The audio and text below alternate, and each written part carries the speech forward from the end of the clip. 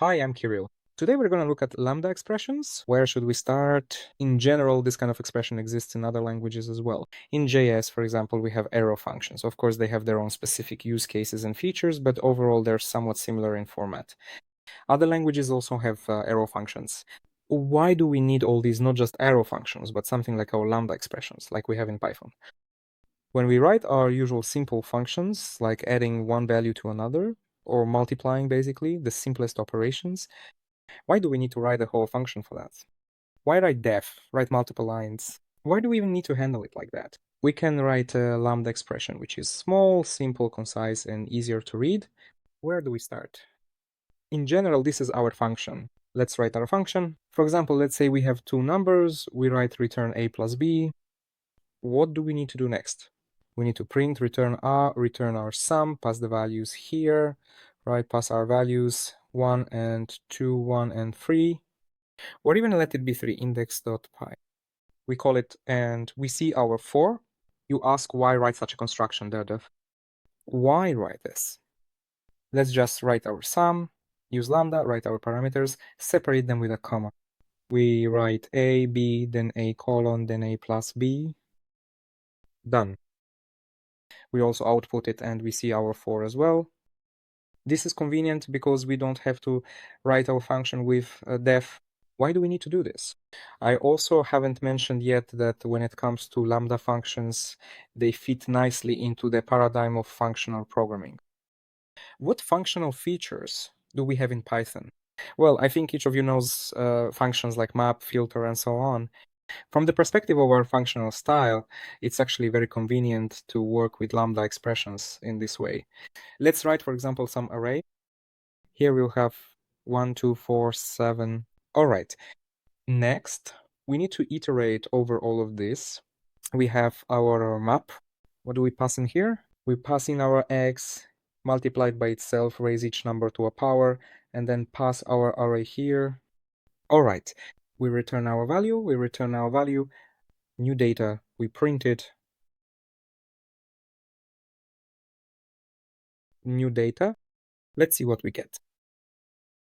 We output it and see that each of our values has been squared. In the case of our lambda expressions, we see that it's simply concise. We don't need to write a separate function. Everything is in a single line. It's also important to mention that with lambda expressions, we can't write them across multiple lines.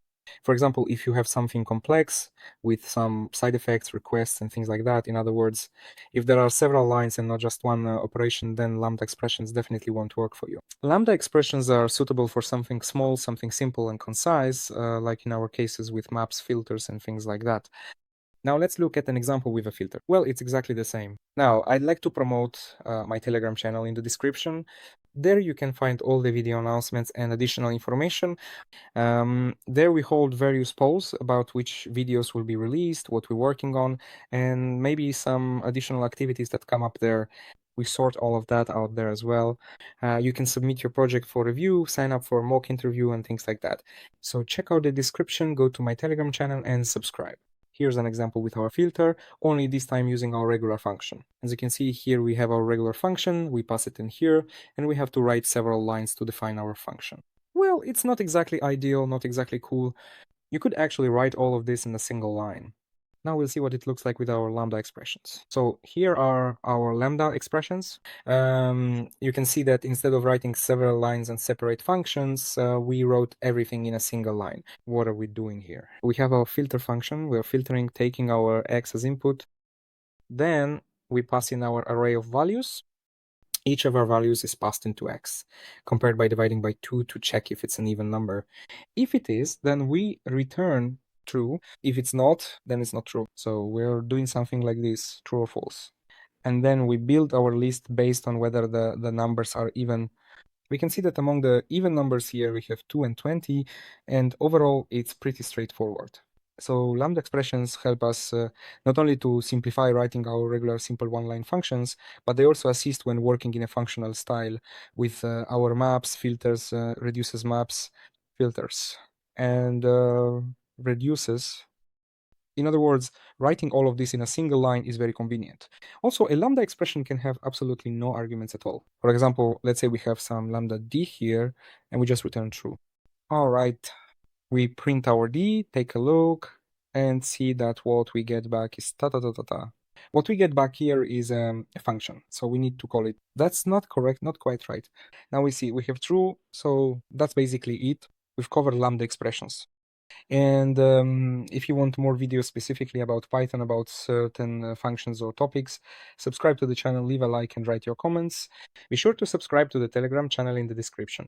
You can take part in polls about which video will come out, and when find interesting articles, cheat sheets, and things like that. So subscribe to my Telegram channel in the description. That's all for now. Thank you all.